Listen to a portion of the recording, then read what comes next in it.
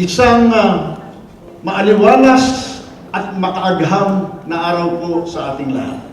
Sa kabila ng napakaraming hamon na humaharap sa atin, ito pong ating daigdig ay isa pa rin very wonderful world.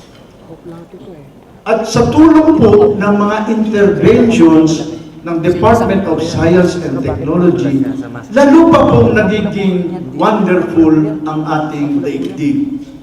Muli po, isa pong maaliwalas at makaagham na araw sa ating lahat. On behalf of the Department of Science and Technology, I'm honored to welcome you, to all of you, to the Luzon Regional Scientific Meeting of the National Academy of Science and Technology. Our theme for this regional scientific meeting is Attaining Sustainable Development Goals, Philippine Fisheries and Other Aquatic Resources 2020. While the Department of Science and Technology, or DOST, acts as the direction provider, leader, and coordinator of our scientific and technological efforts, the National Academy of Science and Technology is our highest advisory body in the field of science and technology.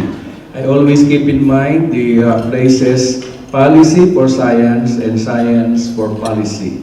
Now, more than ever, the policy and decision makers at the highest level needs science-based knowledge and advice. This year, NAST is conducting this meeting in the different islands, Luzon, Visayas, and Mindanao, in line with the trust of our President to bring science to the regions and to harness science and technology to empower our people. DOST supports the Strategic Industry Science and Technology Plan for the agri-aqua growth sector for various commodities on crops, livestock, forestry, inland aquatic resources, and marine research of the Philippine Council for Agriculture, Aquatic Resources Research and Development, or PICARD, and other projects that revolve around the fisheries sector from production to protection and conservation. This gathering aims to convene all stakeholders, that is you, involved in the fisheries sector to present and discuss the status of the country and its progress in achieving the so-called SDGs, and to draft resolutions on appropriate interventions for the Philippine government and the private sector. It is hoped that this gathering will address the attainment specifically of Sustainable Development Goal number 14, entitled Life Below Water, as well as SDG number 1, No Poverty, SDG number 2, Zero Hunger, and SDG number 3, Good Health and Well-Being. There are still other Sustainable Development Goals closely related to science and technology. Specifically, the objectives of this meeting is to highlight the importance of the marine ecosystem in the national economy, to show the current efforts to utilize water-based resources to determine prevailing and emerging problems, and to explore the opportunities for improvement. Also, to point policy imperatives that will enhance our effort to utilize water resources for national development. I think that last one is very important, pointing out policy imperatives. I would like to thank all the participants from the different regions in Luzon for dedicating valuable time to attend this event. The success of this meeting will not be measured by the numbers, which is quite big as I see here today, but by the impact of our work in whatever activity we are engaged in.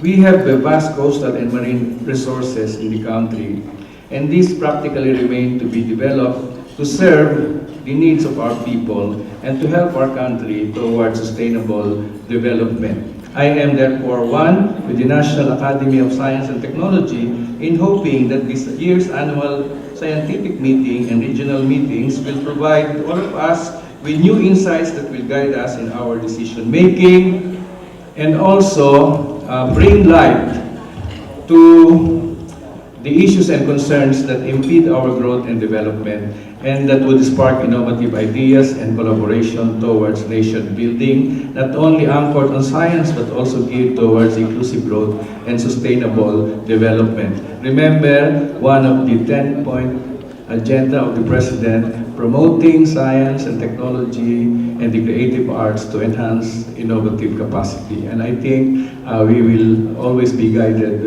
by that. the current Chapter 14 of the Philippine Development Plan, which is entitled Investing Vigorously in Science, Technology, and Innovation, will be our guide.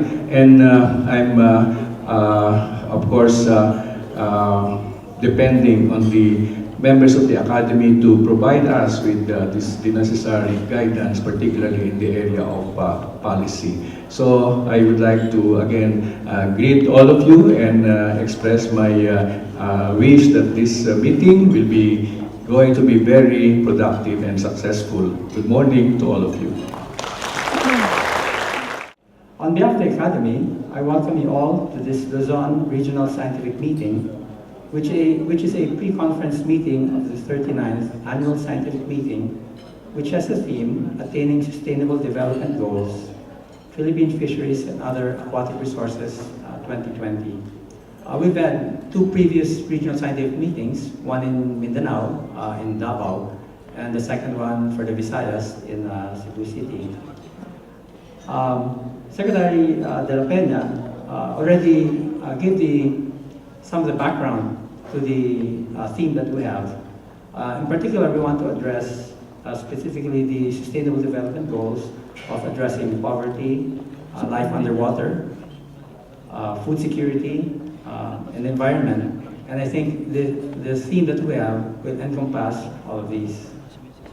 NAST has the mandate to advise the President and his Cabinet, as well as the Legislature and the Judiciary, on matters related to science and technology. One important area of particular concern to the Philippines are its fisheries and other aquatic resources. Now, I'd like to emphasize that when we talk about aquatic resources, we always think about fisheries, but it's really much more than that, and I will elaborate. The Philippines is an archipelago with a total of 300,000 square kilometers of land area, but its territorial waters is 2.2 million square kilometers, including the exclusive economic zone. Thus, we have much more water than land. The country's marine resources includes 185,000 square kilometers of the shelf, and I think you heard about the Benham Rise expedition, 27,000 square kilometers of coral reef area, 36,000 kilometers of coastline. There are very many numbers, but the basic message is we have a lot of aquatic resources in terms of area and coastline. However, the focus of our development efforts have really been on our land resources. According to the Food and Agricultural Organization of the UN, the Philippines ranked 8th among the top fish-producing countries in the world, and is the world's third largest producer of aquatic plants, including seaweeds. This is in 2014. In 2015, the total volume of fisheries production in the Philippines reached 4.6 metric tons, which is valued at 240 billion pesos. The country's contribution, the sector's contribution to total GDP is about 1.5%. At the regional level, the autonomous region for Muslim Mindanao, where seaweed is a major commodity, registered the highest production among the regions in terms of seaweed. Excuse me. Unfortunately, our fisherfolk have remained poor and are actually among the poorest of our farmers. Data from the Philippine Statistics Authority shows that the highest poverty incidence in 2012 comes from the fishing sector, which is a poverty rate of almost 40%. So that's 2 out of 5 fisherfolk, with an income of only about 52 pesos per day. They certainly deserve much better from our government and from our society. The 2016 labor force survey revealed that out of the 40 million total employed in the agricultural area, 40 million total employed total, only 3.2 million are in the fishing, out of a total agricultural workforce of 25 million. So that's 3 million out of 25 million in the agricultural area is in fishing. And this is despite our big coastline. Producing food from water presents a different set of challenges compared with producing food from land. To catch fish, one does not have to plow, to irrigate, or to fertilize. It is mainly harvesting, but this requires fuel, a clean environment, and sustainable fishing strategies. If one engages in aquaculture, which is controlled growth of fish, one then has to provide feed, but the feed conversion rate of fish is much higher than livestock or poultry. So we get 1 kilogram of fish for every kilo of feed, in comparison to poultry, where you feed 1 kilo and get much less in terms of poultry meat or other types of meat. Data from FAO shows that the mean one-day catch, per day capita fish catch and fish products consumption is about 40 kilograms per year, while rice products alone is 109 kilograms per year. Still, more than 50 million Filipinos are dependent on fish for food. Our aquatic resources is also a source of industrial raw materials such as seaweeds, minerals, algae, chitosan from shrimp and crab shells, aggregates like sand, gravel, and crushed rock in the rivers. Water is not only a source of food, it is also a form of cheap transport. In fact, industrial countries such as Britain and the US use rivers and canals to transport bulk raw materials and products. But we've not done as well in terms of our domestic shipping. It is a source of industrial raw materials. It is a source of active ingredients also used in the development of pharmaceutical products and the elucidation of biochemical properties and mechanisms of action of various bioactive compounds. One of the noteworthy contributions in this area is that from national scientist Lourdes Cruz in her study on conotoxins from Philippine marine snails. So all of these facts only highlight the fact, the fact that our marine resources should have more important role in our development plans. This regional scientific meeting theme therefore intends to 1. Highlight the importance of the sea, rivers, and lakes in the national economy. 2. To show the current efforts to utilize water-based resources, determine emerging problems, and explore opportunities for improvement. And 3.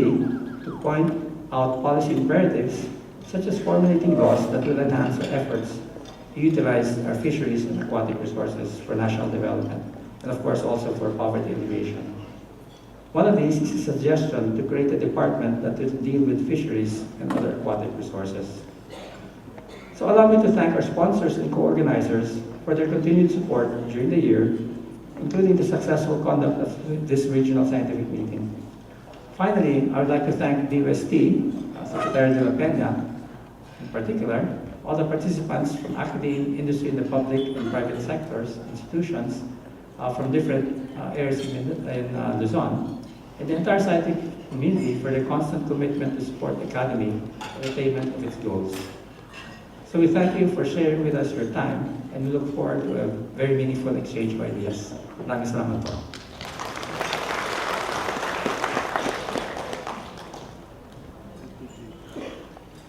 Thank you.